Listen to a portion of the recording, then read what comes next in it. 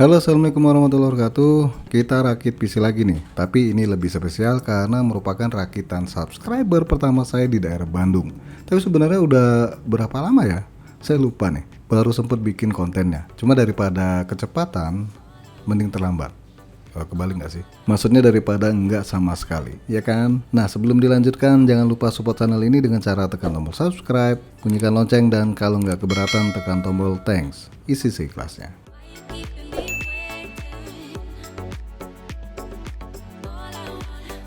Untuk semua komponen di PC rakitan kali ini sejatinya sih pilihan subscriber ya. So, saya cuma membantu ngerakit PC-nya. Kebutuhan beliau sih sebagai editor foto. Kalau video katanya belum main ke sana.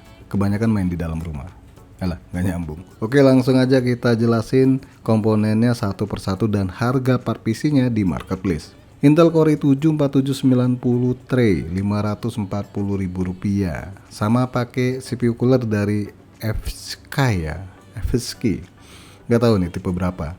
So ganti aja pakai Segotep Wine Clear T2 nih, karena bentukannya sama, cuma beda di fan-nya doang nih. Yang ini RGB, sedangkan yang Segotep itu non RGB. Harga barunya cuma Rp85.000. Motherboard build up H87. Tapi karena susah cari versi build up, harga bekasnya, so paling enak sih beli bekas aja dengan chipset H81 yang harganya di kisaran Rp270.000. RAM 8GB DDR3x2 dan ini aslinya sih gado-gado. Ada merek Corsair, satu lagi apaan sih? Hynix ya. Nah, kalau mau murah ambil aja barunya merek Hynix di harga Rp71.000 dikali 2. Total Rp142.000. SSD SATA 128GB. Di sini pakainya Lexar, tapi ternyata harga barunya lumayan mahal. Alternatif murahnya bisa kalian ambil Kio dengan harga baru di kisaran Rp145.000. Harddisk 1TB. Nah, jelasnya kalau pakai SSD 128GB itu kurang banget. So tambah harddisk 1TB buat penyimpanan. Harga bekasnya di kisaran Rp190.000-200.000. Power Color RX 570 4GB DDR5 256 bit. Untuk merek satu ini bekasnya variatif ya. Ada yang jual 800 hingga 900 ribuan, ada juga yang di 700 ribuan. Ya tepatnya di sini saya dapatnya di angka Rp720.000. Infinity Noir Black. Nah, ini harga barunya Rp315.000 dengan bonus 3 kipas RGB ya. Dan casing ini udah pernah dibahas di video sebelumnya. FGA 500BR 80 Plus Bronze dengan harga barunya di kisaran Rp595.000. Kalau mau ngirit silahkan kalian ambil bekas Corsair VS Series ya, 550 watt dengan harga di kisaran Rp400 hingga Rp450.000.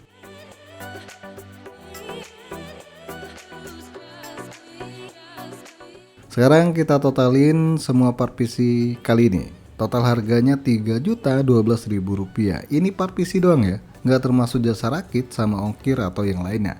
Dan jelasnya bakal lebih murah lagi kalau kalian pakai power supply bekas dan casing bekas tentunya. Sama pakai harddisk ukuran 500GB. Oke, lanjut proses perakitan PC gaming subscriber satu ini. Silahkan ditonton ya. Untuk Windowsnya sendiri saya pakai Windows 10 sama driver paling baru untuk RX 570 ini.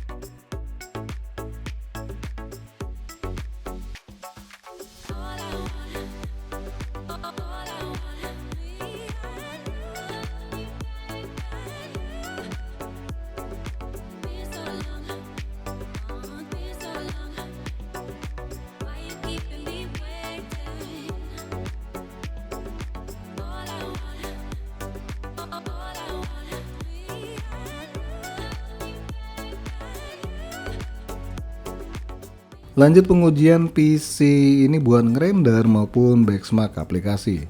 Di Adobe Premiere 2024 render video 4K dengan durasi 1 menit 30 detik ini butuh waktu hanya 3 menit 57 detik. Nggak cepet-cepet banget tapi ya lumayan sih ya. Sedangkan di 1080p butuh waktu 1 menit 02 detik. Nah ini lebih pas buat PC satu ini. Lanjut Blender Open Data dan ini hanya prosesor doang yang bisa running ya.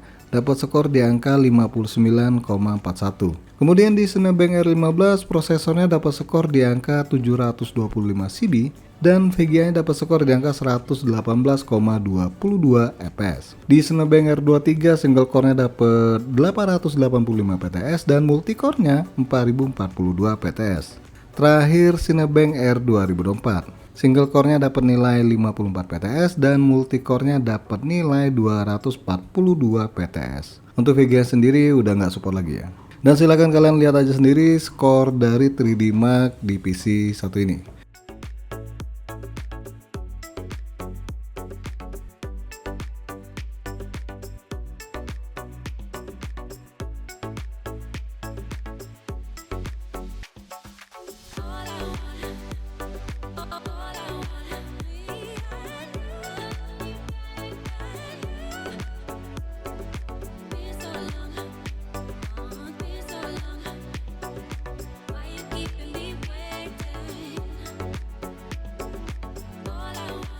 Untuk pengujian game sendiri sebenarnya paling baik hasilnya nggak pakai perekam layar ya, cuma karena biar menghemat waktu, so saya pakai perekam layar aja deh. Toh hasilnya juga nggak bakal jauh banget bedanya dan juga videonya lebih oke dibandingkan pakai kamera handphone. Untuk Game Pass 2025 settingan low resolusi 1080p hasilnya lancar jaya. Begitupun juga dengan game FIFA 24 nih di settingan medium dapat framerate yang cukup oke. Lanjut game Need for Speed Heat. Settingan medium dapat framerate-nya cukup baik di angka 30 hingga 40-an fps. Dan hasil yang sama juga ini pas mainkan game Need for Speed Unbound ya. Dapat framerate-nya di kisaran 40-an fps settingan medium. Terakhir game Forza Horizon 5 resolusi 1080p settingan high dapat framerate-nya masih cakep di angka 56 fps.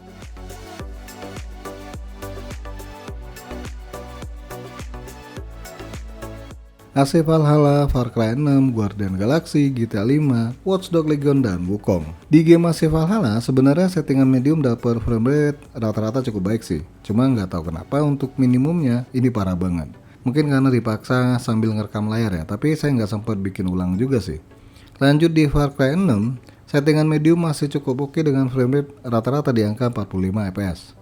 Kemudian di Guardian Galaxy untuk settingan high sebenarnya masih oke juga walaupun nilai minimumnya di bawah 30 fps. So baiknya main settingan medium aja deh.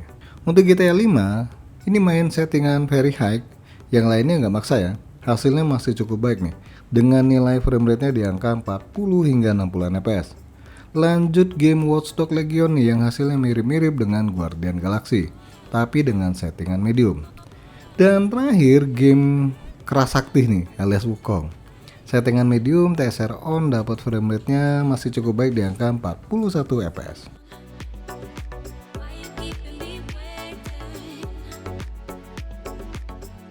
Apex Legends, Counter-Strike 2, Delta Force, Dota 2, PUBG, dan Valorant. Di settingan Ultra 1080p masih cukup cakep nih framerate yang didapat untuk game Apex Legends ya. Di kisaran 50 hingga 70-an fps. Nah kalau mau tembus 100 fps pakai settingan lu aja. Untuk game Counter Strike 2 hasilnya kurang memuaskan sih. Udah coba bermacam settingan ya, framerate yang didapat bisa dibilang mirip-mirip. Ini bisa jadi karena memang gamenya lebih CPU bound ya, alias memberatkan kemampuan prosesor. Di Delta Force ini juga nggak beda jauh sama Counter Strike yang lebih condong ke kemampuan prosesor. Makanya baik settingan medium sama low hasilnya mirip-mirip. Tapi framerate yang didapat ini lebih baik ya dibanding Counter Strike.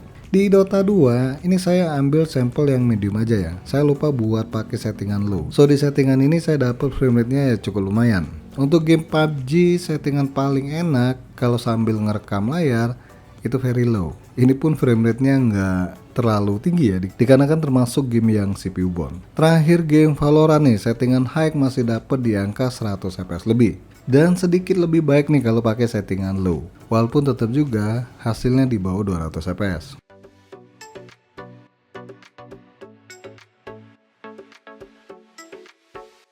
God of War, God of War Ragnarok, Ghost of Tsushima, Horizon Forbidden West, Resident Evil 4 Remake, dan The Witcher 3. Di settingan medium masih cukup baik nih frame rate yang didapat, di angka 40-an fps. Dan untuk versi Ragnarok ini terpaksa pakai settingan lu dengan FSR on ya. Hasilnya ya mirip-mirip dengan God of War yang pertama.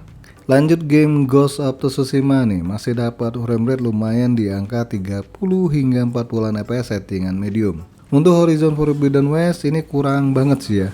Settingan low, FSR on, hasilnya cuma di angka 30-an fps. Kemudian Resident Evil 4 Remake yang dapat frame rate-nya di kisaran 30 hingga 40 fps. Settingan prioritize performance ya. Dan terakhir Witcher 3. Di settingan medium, FSR on, dapat frame rate-nya di angka 40 hingga 50-an fps.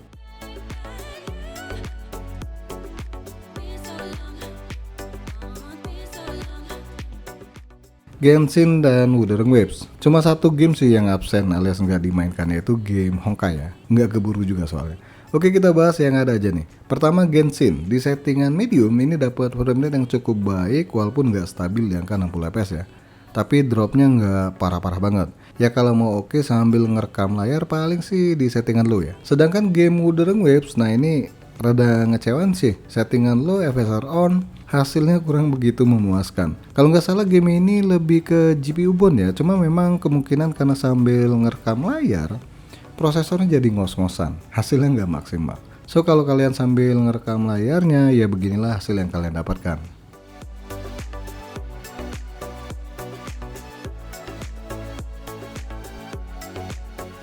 Sekarang kita bahas sedotan daya listrik PC satu ini ketika bermain game. Yang mana untuk sedotan PC ketika idle tetap di bawah 100 watt ya. Dan ketika loading game sedotan tertingginya di angka 270-an watt. Dan pas dimainkan gamenya ini rata-rata sedotan listriknya di kisaran 230-an watt. Nggak terlalu boros sih kalau cuma segini. Dan ini juga hanya satu sampel game doang, nggak semua game nyedot segede gini. Apalagi kalau kalian main game Zuma ya, rasanya di bawah 200 watt. Untuk upgrade sendiri prosesor udah mentok sih ya. Mau ganti versi K ya nanggung banget. Bedanya juga nggak bakal berasa. Paling kalau motherboardnya support RAM 32GB ya ini opsi upgrade untuk RAM-nya. Dan kalian bisa ganti VGA yang lebih kenceng lagi, misalnya GTX 1660 Super tanpa harus ganti power supply ya. Atau bisa juga ke RX 5600 XT, tapi pastinya bakal berasa juga boneknya. Oke guys, sampai di sini aja dulu bahasan rakitan PC subscriber kali ini. Jangan lupa support terus channel ini dengan cara subscribe, like, dan share. Terima kasih udah mampir di NK Channel.